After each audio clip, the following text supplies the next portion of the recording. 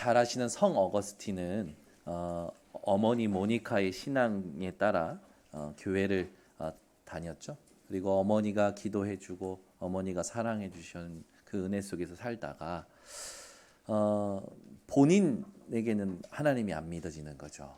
그래서 어거스틴이 젊은 날에 어마어마하게 방황한 것은 여러분들이 더 잘 아실 겁니다. 네, 방황을 하고 또 삶을 살다가 어느 날 어거스틴을 회심시킨 성경 구절이 하나가 있는데 그게 바로 로마서 3장 23절입니다. 모든 사람이 죄를 범하였음에 하나님의 영광에 이르지 못하였더니. 여러분, 우리 인생에 왜 구원이 필요할까요? 구원이 왜 필요하다고 생각하십니까? 우리 인생에 여러분들이 이 질문을 통해서 하나님 앞에 정확한 답을 얻으셔야 여러분 신앙생활이 방황하지 않습니다. 우리는 살면서 여러 가지 상황을 만나죠. 열심히 살아봅니다. 또 공부도 해봅니다. 또 많은 선한 일도 해봅니다. 근데 중요한 건 뭐냐면 내 안에 내가 해결할 수 없는 스스로는 절대 해결할 수 없는 죄의 문제가 늘 나에게 영향을 주는 것을 우리는 알 수 있죠. 여러분들이 잘 아시지만 나무에서 가지가 떨어지면 어떻게 됩니까? 부패하게 되고 썩게 되어지죠.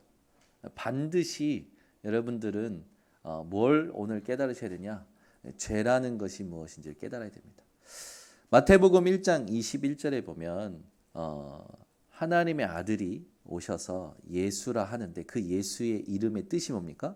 그가 자기 백성을 그들의 죄에서 구원할 자이심이라. 예수님이 우리에게 왜 구원이 필요한지를 이름을 가지고 말씀을 하셨죠. 죄 때문에 그렇습니다. 여러분들은 어떤 죄를 가지고 계십니까? 성경이 말하는 죄를 깨닫고 그 죄를 끝내신 그리스도를 오늘 회복하시는 시간이 되시기를 바랍니다. 저는 그 목사님 아들로 태어났어요. 태어나가 보니까 아버지가 목사님이고 태어나가 보니까 저 여의도의 큰 교회 다니는 거죠. 어머니의 열심을 따라 성경도 외우고 또 아버지의 직분을 따라 교회를 계속 옮겨 나갔습니다. 인천에 온 게 8살 때 내려온 거죠. 아버지가 개척의 소명을 받으시고 인천에 오셨어요. 1년 만에 여러분들 잘 아시는 그 인천 순복음 부평 성전 지성전이죠. 여의도 그 순복음 부평 지성전이 1년 만에 1,500명이 모였다고 합니다. 저는 기억이 없습니다. 뭐 하나님께서 하시는 일이니까요. 그런데 뭐 그 아버지에게 저희 목사님 아버지에게 이 독일로 발령이 난 거예요. 저희 아버지는 선교사의 소명은 없으셨던 거죠. 또 개척을 하신 겁니다. 그 두 번째 개척하신 게 이름이 그 생명수 교회, 저 계산동에서 개척을 하신 거죠. 그때는 큰 교회 있다가 중형 교회, 이제 완전 개척 교회, 몇 명 없는 교회 하게 된 거예요. 그러다가 갑자기 또 아버지가 교회를 옮기신대요. 그래서 어디 가시나 봤더니 이번에는 저 삼산동 안에 있는 이제 인천중앙교회라고 뼈대 골절만 있는 교회에 가신 겁니다. 그래서 그 교회 가셔서 이제 건물을 다 완성을 하고 이제 본격적으로 성령 운동, 전도 운동 이렇게 하고 뛰시는 그런 삶을 보게 됩니다. 저는 결국 제 인생이 어떠냐면 저희 아버지와 어머니의 삶에 의해서 살아가게 된 거죠. 초등학교를 4번 옮겼던 것 같아요. 4번 이상 옮겼던 것 같은데 옮기면서 친한 친구는 하나도 없는 겁니다. 뭐 제 존재를 주로 어디에서 느끼냐? 가정에서 느끼는 거죠. 우리 번성교회 성도님들도 아마 주로 그렇게 살아오셨을 겁니다. 근데 어느 날이에요. 어느 날 제 안에 제가 모르는 문제가 저를 괴롭히는 거예요. 밤에 뭐 가위 눌리는 것도 있었지만 중요한 건 뭐냐면 계속 제가요 뭔가 사람의 말에 영향을 받고 사람의 표정에 영향을 받고 계속 문제를 당하는 거죠. 제 안에 누구한테도 말할 수 없는 혼자만에 있는 시간 속에서는 제 생각에 갇혀서 살아가는 거예요. 제 생각에 갇혀서. 그러다가 큰 어떤 충격적인 사건이 오면 그 사건으로 인해서 1년이고 2년이고 3년이고 거울 앞에서 또 내 생각 속에서 시간을 보내는 겁니다. 그리고 어느 날은 또 문제가 오는데 뾰족한 물건이 저를 예민하게 하는 거예요. 아무도 뭐라 안 해요. 근데 뾰족한 물건만 보면 저 혼자 예민해지는 거예요. 신기하죠. 그걸 누구한테 얘기하겠습니까? 그래서 안 보일 때는 막 뾰족한 부분을 이렇게 부서뜨리기도 하고. 근데 이게 점점점 혼자 있을 때 심각해지는 거예요. 이런 문제가 왜 계속되는지 몰랐거든요. 근데 어느 날 메시지를 듣는데 영적 문제라는 부분이 들리는 거예요. 아, 이런 문제가 영적 문제인가 보다. 그렇게만 저는 생각을 했던 거죠. 그렇게 해서 삶을 살았습니다. 재밌게 열심히, 일본에서도 재밌게 열심히 살았고요. 한국 가서도 재밌게 열심히 살았어요. 그런데 어느 날이에요. 어느 날 뭔가 해보려는데 안 되는 거예요. 하나님 앞에 엎드리지 않고서는 답을 얻을 수 없는 시간이 오는 겁니다. 들어왔던 건 있으니까 스스로 하나님 앞에 하나님을 찾는 시간이 있었던 거예요. 그때입니다. 그때 하나님의 은혜로 말씀이 들리면서 제가 하나님의 인도 속에서 진짜 깨달아진 게 뭐냐? 바로 사단의 존재예요. 이 사단의 존재가 다른 사람을 공격한 게 아니라 나를 공격하고 있었구나. 여러분들은 사단이, 흑암이, 귀신 들린 사람, 또 정신문제 있는 사람, 이상한 사람만 공격한다고 생각하십니까? 사단은요, 다윗도 공격했고요. 사단은요, 바울도 공격했고요. 사단은요, 이 땅에 사는 사람들은 다 공격했어요. 여러분들은 사단의 공격에서 자유하십니까? 메시지 듣고 계십니까? 사단의 공격에서 자유하십니까? 신학교를 딱 갔는데 저는 RTS 들어간 소명이 뭐였냐면 목사 되려고 들어간 게 아니었어요. 훈련 받고 싶었던 거예요. 그 훈련 받으러 들어갔는데 만난 사람이 10년 전에 같이 일본에서 예배드리고 막 활동했던 사도하라 쇼고 목사님이었던 거예요. 이 목사님이 1테라짜리 외장 하드를 주면서 초창기 메시지라고 좀 들어보라는 거예요. 그 메시지들이 주로 구원의 길, 예수가 누구인지, 죄가 뭔지, 사단이 뭔지 가장 영적 세계 기초적인 메시지들이 담겨져 있는 거죠. 뭐 제가 알겠습니까? 아무거나 담은 거예요. mp3에 담고 산을 좋아하고 등산을 좋아하니까 이제 아침에 새벽마다 올라간 겁니다. 메시지 듣는데 들리는 거예요. 인생 가운데 영적 문제로 시달리는 사람들의 사례를 얘기를 해주는데 그게 그 사람들의 문제가 아니라 내 안에서 발견되기 시작하는 거예요. 근데 왜 눈물이 납니까? 그게 발견되면서 지금까지 내가 아무한테도 말 못하고 혼자서 끙끙 앓았던 이 모든 고민과 갈등의 문제가 영적 문제였구나. 이 문제가 올 수밖에 없었던 게 사단이 아담과 하와를 공격하는 그 창세기 3장 에덴 사건에서부터였구나.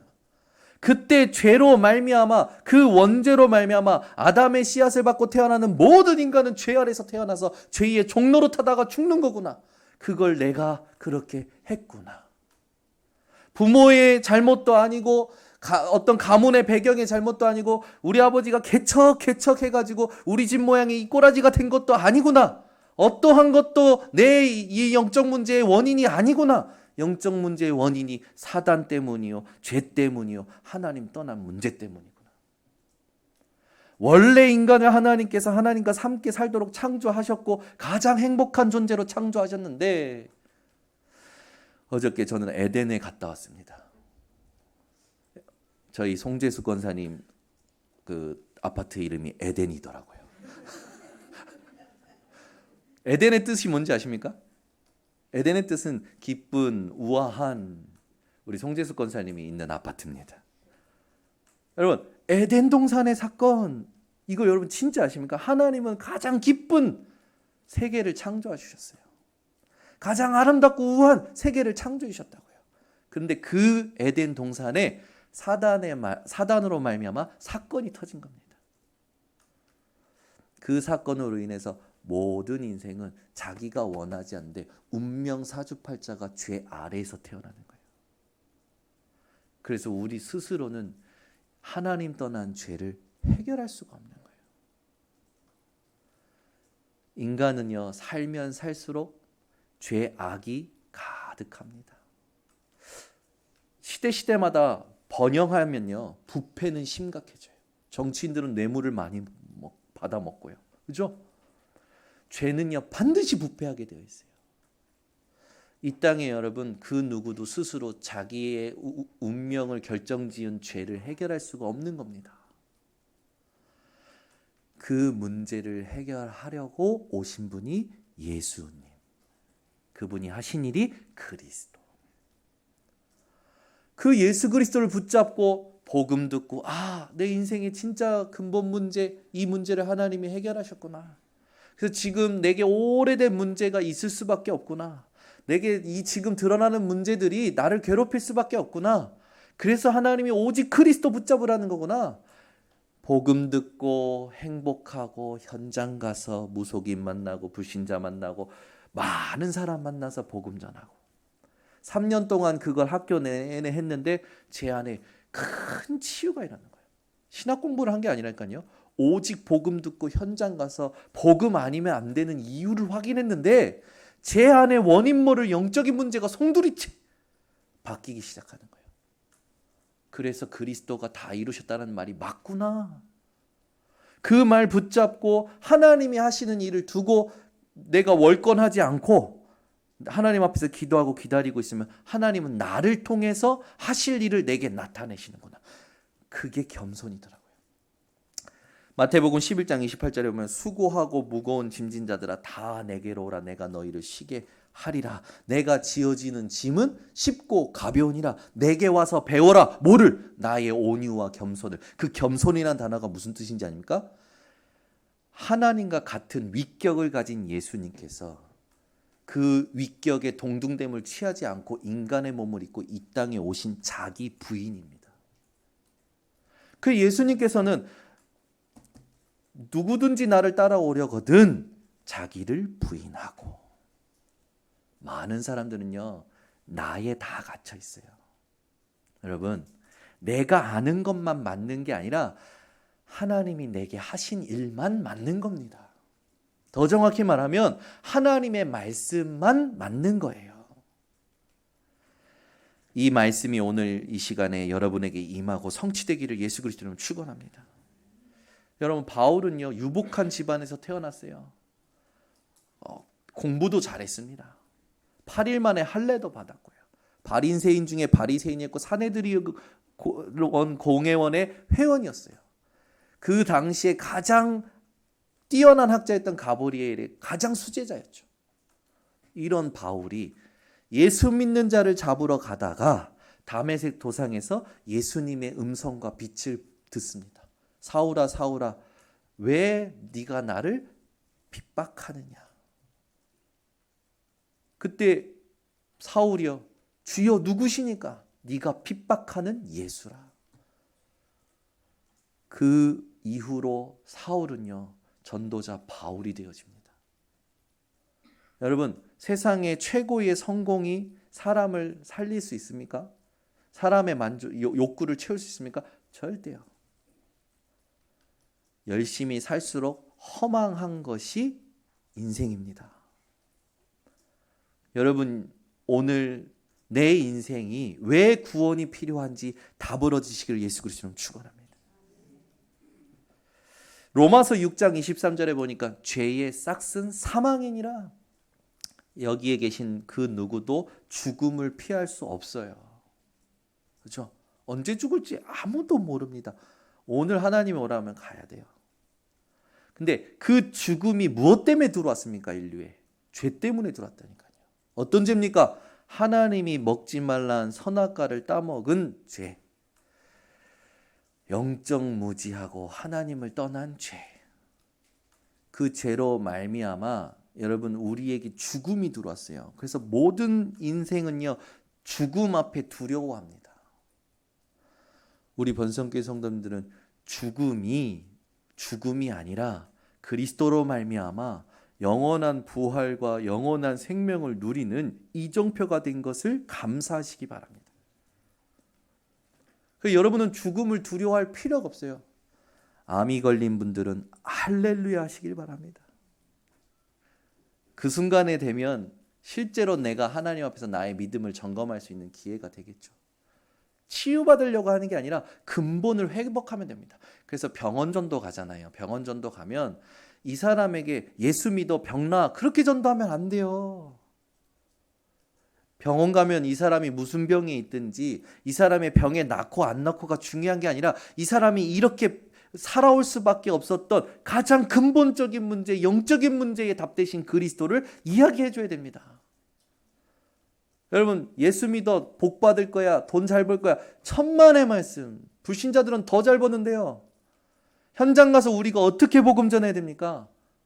우리 인생이 절대 해결할 수 없는 영적인 문제, 근본 문제, 이 부분에 빠져나오지 않으면 어떻게 되는지, 그 부분에 빠져나오는 길이 누구인지 여러분 정확하게 전달해 주셔야 됩니다.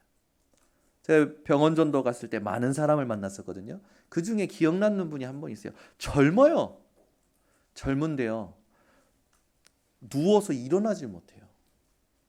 나이가 저보다도 젊었으니까. 근데 병명이 안 쓰여져 있어요. 옆에 어머니가 계시래. 아니 어쩌다가 이렇게 오셨습니까? 여쭤봤더니 어느 날 갑자기 쓰러졌다라는 거예요. 근데 그 주간에 참 메시지가 귀하죠. 그 주간에 인생의 문제는 어느 날 갑자기 오는 게 아닙니다. 그 메시지였거든요. 제가 그걸 가지고 운을 띄운 거예요. 그러면서 얘기한 겁니다. 인생이 고통할 수밖에 없는 이유. 그날 영접하셨어요. 그 이유로 제가 가지 못했지만 하나님은 하나님의 일을 하셨다고 생각합니다. 절대 여러분 현장에 복음이 필요한 이유는 병 낫고 축복받고 그게 아니에요. 그렇게 돼버리면 종교단체와 다를 게 없다니까요. 우리가 그리스도 믿어야 되는 이유가 무엇입니까? 우리가 해결할 수 없는 죄의 문제를 해결하신 분이십니다. 우리가 절대 이길 수 없는 사단을 꺾으신 분입니다. 우리 스스로는 절대 하나님 만날 수 없는 길을 여신 분입니다. 그래서 지난주에 그리스도의 삼중직으로 우리를 중보하신 예수 이름 가지고 영원한 안식을 누려라. 오늘은 뭡니까?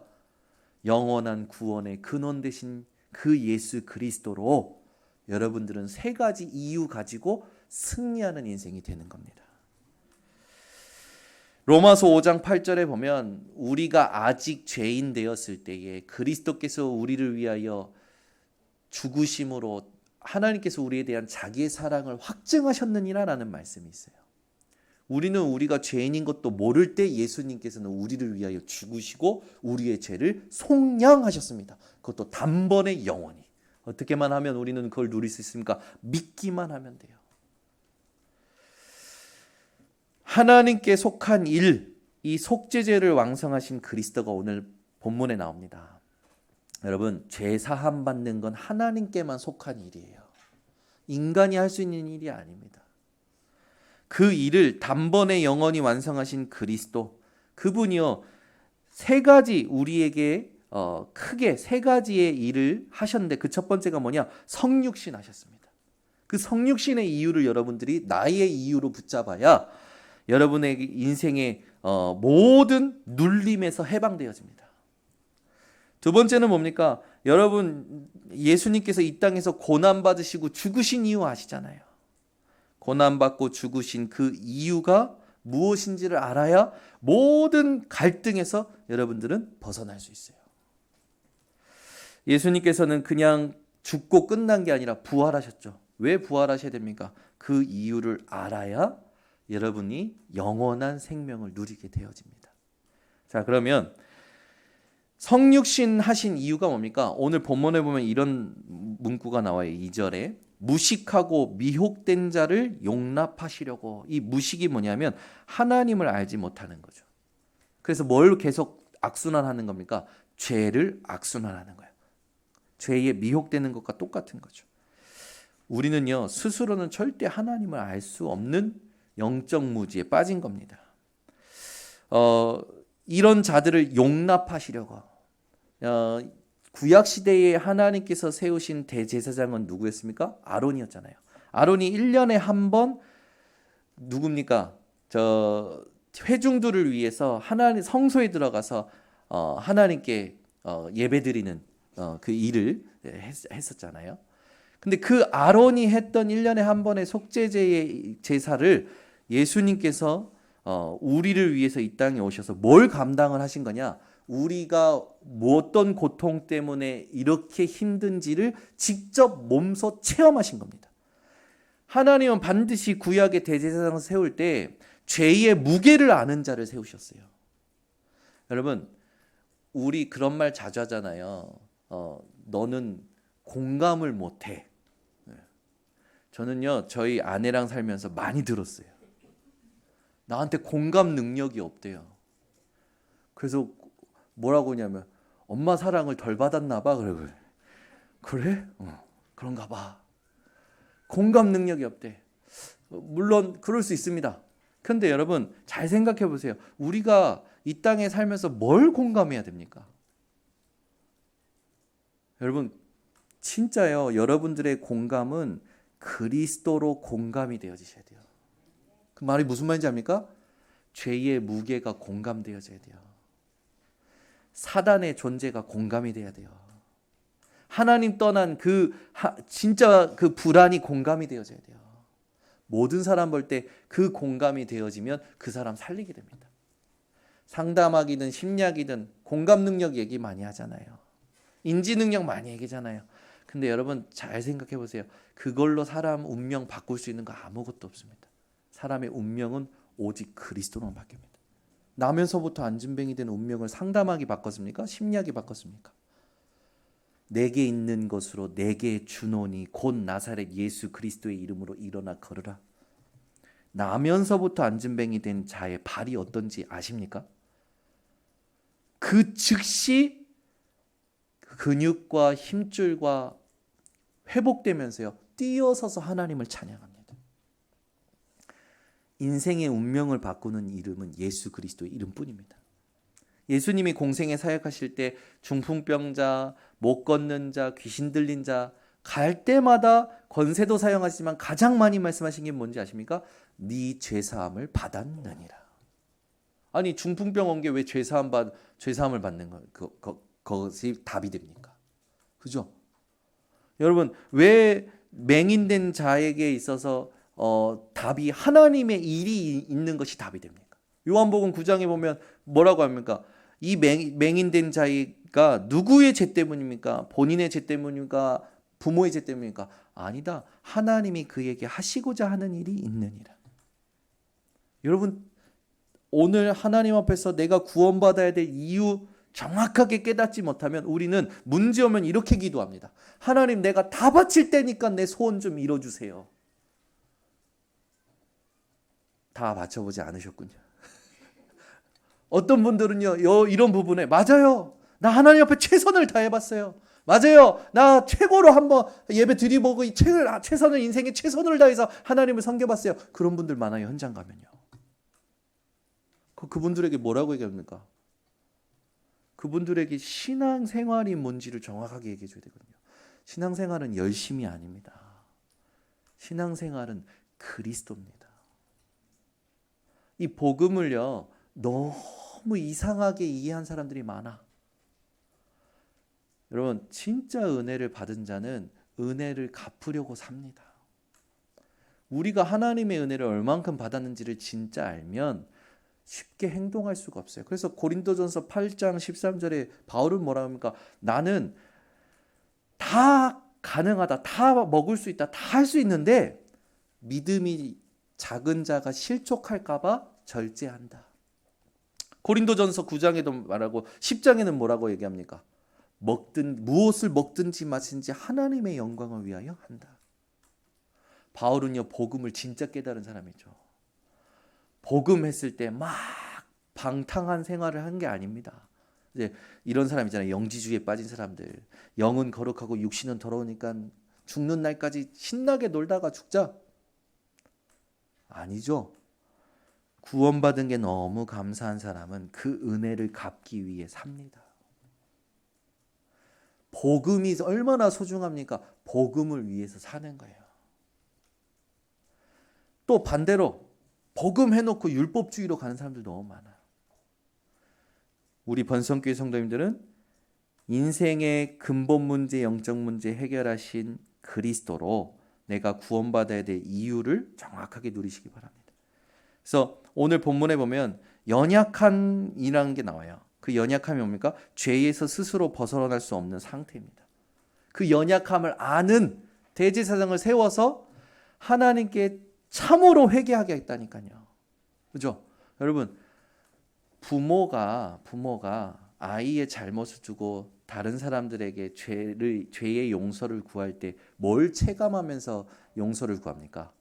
아이의 잘못을 체감하면서 용서를 구하잖아요. 하나님께서 구약 시대에 하나님의 일을 위하여 하나님의 일들을 위임했던 모든 제사장, 선지자, 왕들이 하나님이 원하시는 그 공감을 하지 못하는 왕들은 전부 타락했습니다. 그죠? 하나님이 원하시는 공감을 회복해야 돼요. 오늘 여러분, 나 자신에게는 스스로 답이 없음을 고백함으로 구원의 필요를 누리시고 예수님의 성육신이 참된 감사가 되시기를 바랍니다. 그래서 예수님께서 성육신 하신 이유가 뭡니까? 하나님의 긍휼이 아니면 안 되는 걸 깨닫게 하시려고. 세 가지 이유를 가지고 여러분들이 예수 그리스도의 성육신을 통해서 모든 죄에서 자유하시기를 예수 그리스도로 축원합니다. 우리에게는 죄를 해결할 능력이 없어요. 우리에게는 선한 것이 안 나온다니까요. 이사야 64장 6절에 보니까 우리는 무릇 부정한 자 같아서 우리의 의는 다 더러운 옷과 같아요. 우리의 인생이 잎사귀같이 말라간다. 우리의 죄악이 우리를 바람같이 몰아가는도다. 우리는요, 절대로 스스로 우리의 죄를 해결할 수가 없는 거예요. 그 죄의 결과로 오는 죽음도 해결할 수 없죠. 그 죄의 부패로 말미암아 영향받는 내 상태도 바꿔낼 수가 없는 겁니다.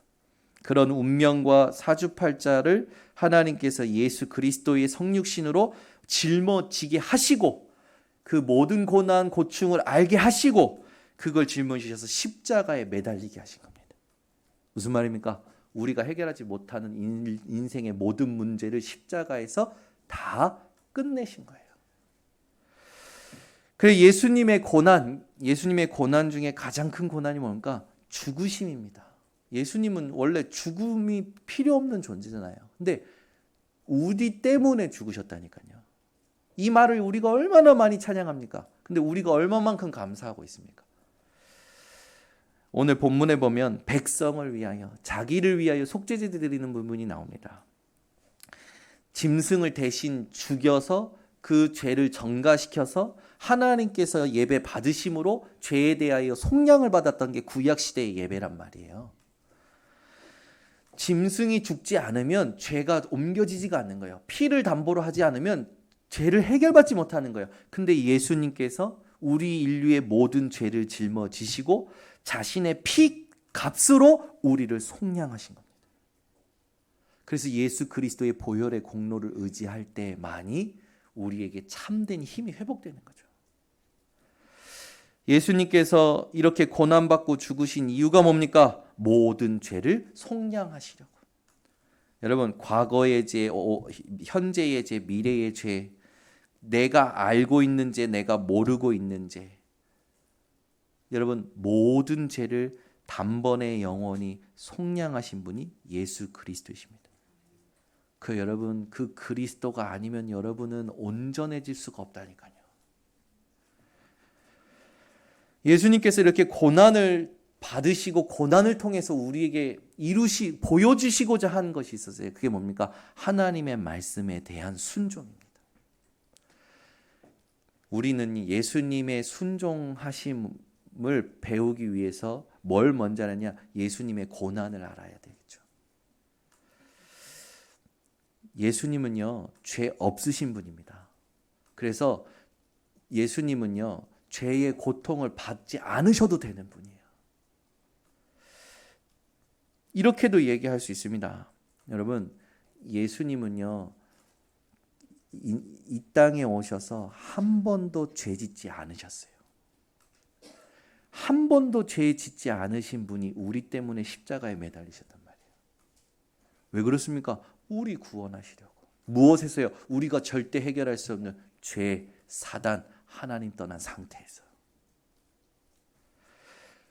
예수 그리스도의 고난을 여러분들이 진짜 안다면 오늘부터 여러분들에게는 회복되는 게 있습니다. 말씀에 대하여 순종하게 됩니다.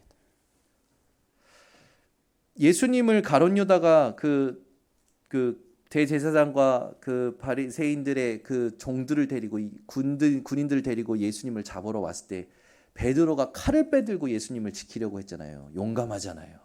근데 예수님께서 그 칼을 도로 집어넣으면서 하신 말씀이 있습니다. 내가 지금이라도 하나님께 기도해서 천군 천사를 보내달라고 해서 막는다면 막을 수 있는데 내가 왜 이렇게 하지 않느냐?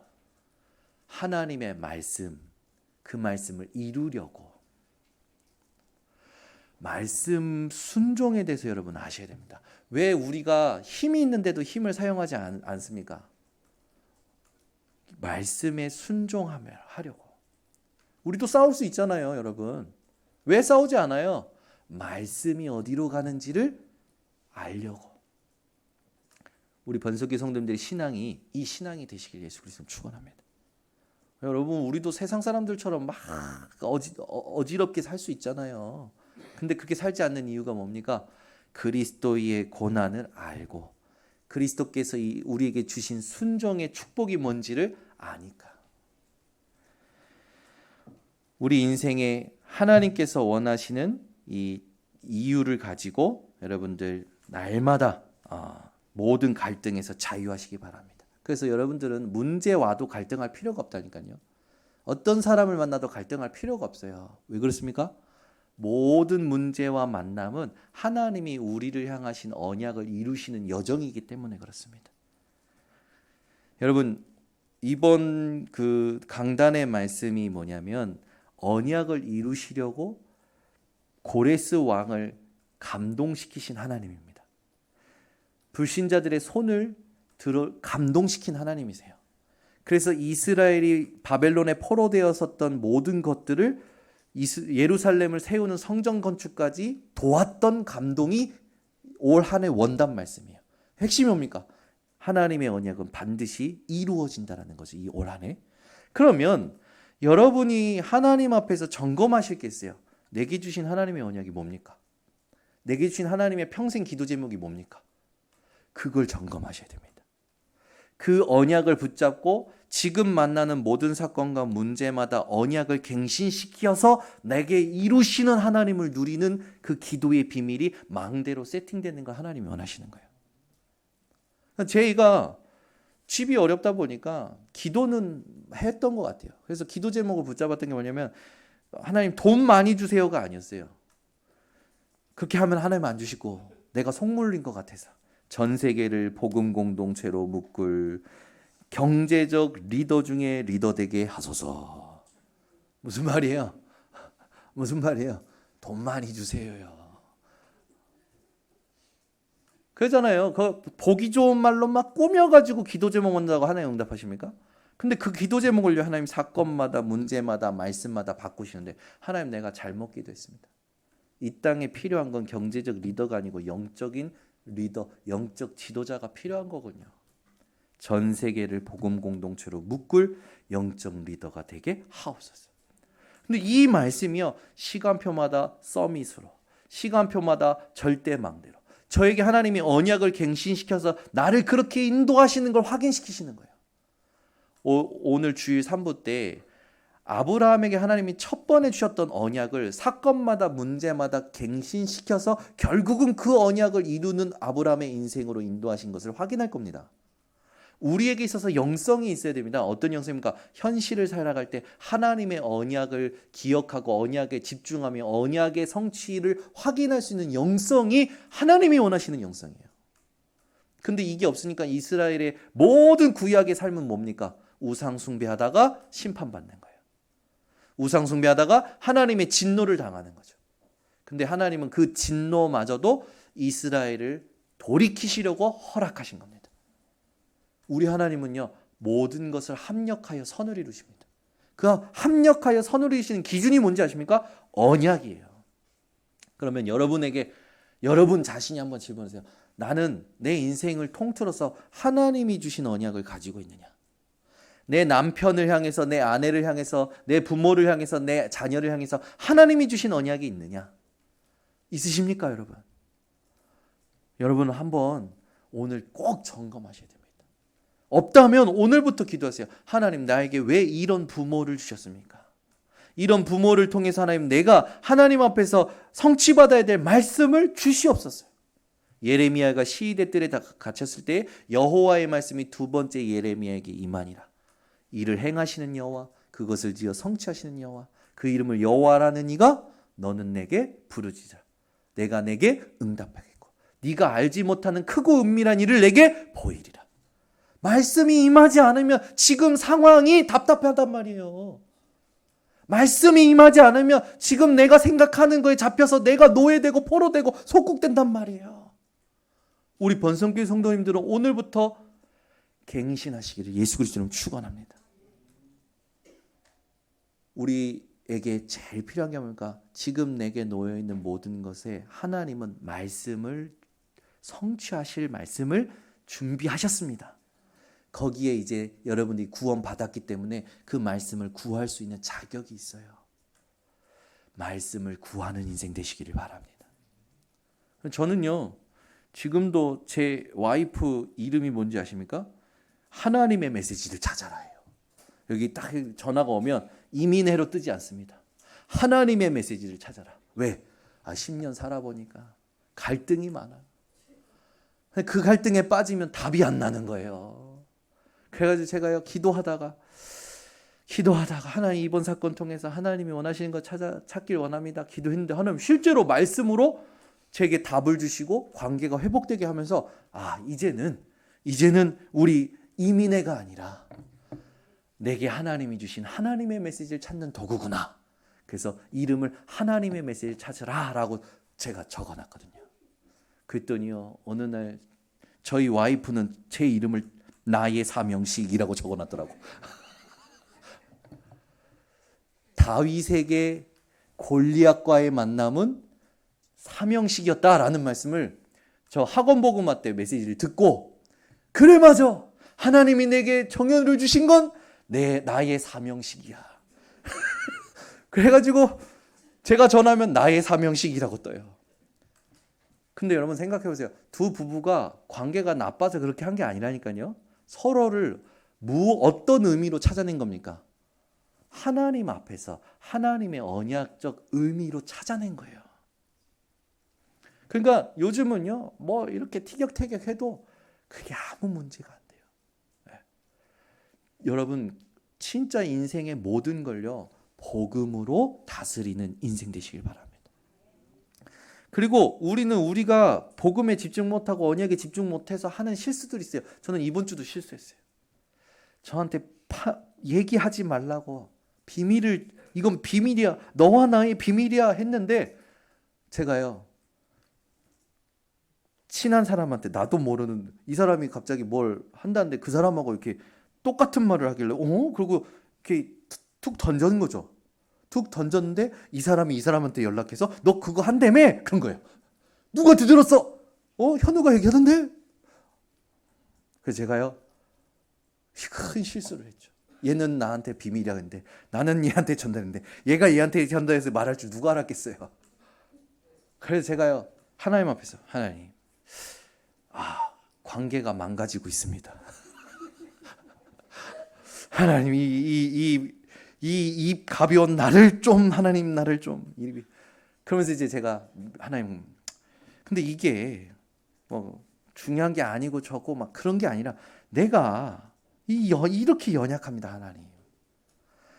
근데 이 관계가 무너지는데 자꾸 이걸 가지고 하나님 내가 뭘 자꾸 하려는 게 아니라, 하나님 이 사건을 허락하신 하나님 계획이 뭐예요?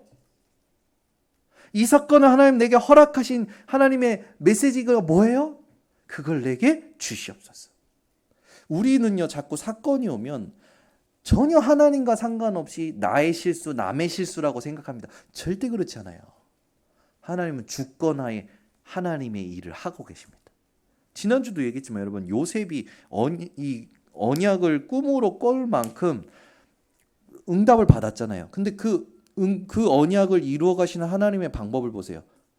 좋은 사람을 만나고 좋은 일을 만나서 총리 자리 간 게 절대 아니에요. 하나님은 하나님의 언약을 하나님의 방법대로 이루십니다. 노예로 갔어요. 누명 썼어요. 감옥에 갔어요. 하나님은 하나님의 언약을 하나님의 방법대로 이루십니다. 우리의 잣대로 자꾸 지금 있는 일을 해석하지 마시라니까. 그 사람을 향해서 하나님이 내게 주신 언약을 확신하는 것이 그 사람을 가장 사랑하는 사람이에요. 예를 들어 우리 진성수 권사님하고 좋아하고 있는데 진권사님이 막 방황하는 거라. 그러다가 하나님한테 한 대 얻어 맞았어. 그래서 제가 옆에서 아이고 꽃이라. 그럴 줄 알았지. 그래, 말 안 듣는 놈은 한 대 맞고 와야 돼. 그건요, 복음 모르는 거예요. 복음 알면 어떻게 되는지 압니까? 하나님, 우리 진권사님에게 하나님 하실 일이 있지 않습니까? 하나님, 우리 진권사님에게 주신 언약 있지 않으십니까? 하나님, 이 진권사님에게 하실 일을 두고 내게도 주신 말씀이 있지 않습니까? 하나님, 우리 진권사님에게 하나님의 말씀을 이루어 주시옵소서. 하나님, 우리 진권사님에게 하나님의 나라가 임하게 하여 주시옵소서. 그게 우리 진권사님을 가장 사랑하는 기도 아니겠습니까? 그죠? 근데 우리는요, 이상한 복수심, 이상한 시기 질투 빠져가지고 맨날 옆집 사람 뭐 하면 배가 아프다는 그런 식으로 신앙생활 하잖아요. 이제 그러지 마시고. 복음은요, 절대 도덕적인 것이 아닙니다. 복음은 절대적인 겁니다. 복음은 절대 상대적인 것이 아닙니다. 절대적인 겁니다. 우리 번성교회 성도님들이 이 순종을 누리시기를 예수 그리스도로 축원합니다. 세 번째입니다. 예수님께서 오늘 본문에 보면 이런 말씀이 있어요. 히브리서 5장 보면요. 7절에 그는 육체에 계실 때에 자기를 죽음에서 능히 구원하실 이에게 심한 통곡과 눈물로 간구와 소원을 올렸고 그의 경건하심으로 말미암아 들으심을 얻었느니라. 기도 응답에 대해서 쓰여져 있거든요. 예수님의 성육신 나오죠. 육체에 계실 때에 자기를 죽음에서 예수님의 죽으심과 고난이 나와요. 그런데 그 뒤가 뭐 나오면요. 능히 구원하실 이에게 심한 통곡과 눈물로 간구와 소원을 올렸고, 이 겟세마네 기도잖아요. 겟세마네 기도에서 예수님이 어떤 기도하십니까? 이 십자가 지시고 죽기 직전에 겟세마네 기도에서 예수님의 기도를 여러분 기억하시기 바랍니다. 할만하시거든 이 고난의 잔에서 나를 구원해 달라고 기도하셔요. 그런데 내 뜻대로 말고 주님의 뜻대로 하옵소서. 그래서 죽음을 면한 게 아니라 하나님은 그 예수님을 죽음에서 부활시키셨습니다. 여러분, 우리는요, 기도 응답 확실하게 받아야 돼요. 하나님의 뜻대로 겟세마네 동산에서 기도하신 예수님은 부활로서 그 기도의 응답을 받으셨다니까요. 우리 인생의 기도는 반드시 응답된다는 걸 기억하시고 기도의 응답을 확인하는 우리 번성교회 성도님들 되시길 바랍니다. 그래서 이 부활의 이유에 있어서 오늘 본문에 뭐 여러 가지가 나오지만 딱 세 가지로 정리하자면 말씀하신 이의 영광 때문에 부활하신 거죠. 두 번째는 뭡니까? 죄의 권세, 그 권세를 가진 지옥, 그걸 끝내시려고 깨트시려고 부활하셨습니다. 그 승리를 우리에게 약속하셨고, 그리고 나서 이제 다시는 짐승 잡아 예배드릴 필요 없이 예수 그리스도 이름만으로 어디서든지 예배드릴 수 있는 인생으로 축복하신 거예요. 그러니까 여러분, 우리가 같이 이렇게 모여서 예배드리는 건 하나님께서 주신 은혜고, 제일 중요한 예배는 여러분 혼자 계실 때 하나님께 예배가 되어지시기를 예수 그리스도로 축원합니다. 아론이 제사장 직분을 위임받기 전에 자기를 위하여 하나님께 3번 예배하잖아요. 계속 말씀드리지만 속죄제, 화목제, 번제를 드립니다. 왜? 나와 하나님과의 관계가 제일 중요해요. 신앙생활에 있어서 여러분, 하나님과 나와 1대1의 관계가 어떻게 설정됐느냐가 언약입니다. 그 언약을 여러분들이 점검하셔야 모든 신앙생활에 쓸데없는 갈등이 끝나는 거예요. 하나님은 그 언약을 이루시려고 하나님의 방법으로 많은 것들을 몰아갖고 오시기 때문에, 그래서 언약에 집중할 수 있는 힘을 지키기 위하여 기도의 망대를 세우라는 게 지금 전 우리 협회와 본부의 전체 메시지 흐름이에요. 그 우리 랩런트는 이걸 세팅을 시켜주기 위해서 금토일 시대를 열라는 거예요. 아이들이 하나님의 언약에 집중하는 힘이 없으니까 어떻게 살아갑니까? 눈에 보이는 대로, 지금 감정이 끌리는 대로, 내 필임을 따라서, 성공을 따라서 막 방황한단 말이에요. 그래도 하나님의 언약대로 되어지겠죠. 그러나 이스라엘이 했던 그 방황을 또 할 필요는 없잖아요. 왜? 하나님은 말씀 주셨기 때문에. 그래서 구약과 신약이 어떻게 다른지를 아셔야 된다. 저희는 구약의 모든 율법을 완성하신 그리스도로 참된 자유를 누리는 성령의 사람들이 된 거죠. 그래서 누구한테 배울 필요가 없는 거예요. 성령의 가르치심과 성령의 깨우치심과 성령의 인도와 성령을 의지하는 삶으로 우리는 인도받을 수 있는 겁니다. 그리고 여러분, 어떤 갈등 오면요, 하나님 내게 성령께서 가르쳐 주셨어. 저는 예배 올 때마다 제 속으로 기도하는 게 있습니다. 하나님, 오늘도 예배에 부르신 자들에게 지혜와 계시의 영으로 역사하셔서 하나님의 뜻을 알게 하시고, 여호와의 기업의 풍성함을 알게 하시고, 하나님의 능력의 지극히 크심이 무엇인지를 알게 하옵소서 기도합니다. 우리 번성교회 성도님들이 이 축복을 누리는 영원한 이 구원의 증인들 되시기를 예수 그리스도로 축원합니다. 그래서 결론을 맺겠습니다. 이 영원한 구원의 감격과 감사를 전하는 증인들 되세요. 예수님의 성육신, 고난, 부활의 이유를 정확하게 붙잡고 모든 죄의 눌림과 갈등과 모든 시달림에서 여러분들은 자유하시기를 예수 그리스도로 축원합니다. 기도하겠습니다. 하나님 아버지, 감사합니다. 인생의 문제가들이 어느 날 갑자기 오는 것이 아니라 이 죄와 하나님 떠난 상태와 사단에 의하여 하나님 오는 것을 알게 하심을 감사를 드립니다. 누구도 스스로 이 근본 문제에서 해결할 수 없는 무지한 무능한 존재임을 하나님 우리는 깨닫고 이 자리에 주의 은혜를 사모함으로 예배드리게 하시니 감사를 드립니다. 우리 번석계 모든 성도들이 오늘부터 하나님의 언약에 집중하는 비밀 가지고 영원한 구원의 근원 되신 그리스도로 다 살리는 전도자 인생 되게 하옵소서. 예수 그리스도의 이름으로 축복하고 기도드리옵나이다. 아멘.